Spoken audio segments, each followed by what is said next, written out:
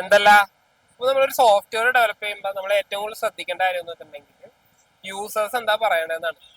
ഇപ്പൊ നമ്മളിപ്പോ ഒരു സൈനപ്പ് ചെയ്യാന്ന് വെച്ചാൽ നമുക്കത് കാണാൻ പറ്റുമെന്നുണ്ടെങ്കിൽ നമുക്കത് അവിടെ എന്തെങ്കിലും മിസ്റ്റേക്ക് ഉണ്ടോ അങ്ങനത്തെ കാര്യങ്ങൾ മനസ്സിലാവും. ഇപ്പൊ നമ്മള് സൈനപ്പിന്റെ പേജൊക്കെ വരുമ്പോഴേക്കും നമുക്ക് രജിസ്ട്രേഷൻ സമയത്ത് ചിലപ്പോൾ ഫെയിലിങ് കാര്യങ്ങളൊക്കെ ഉണ്ടാവും.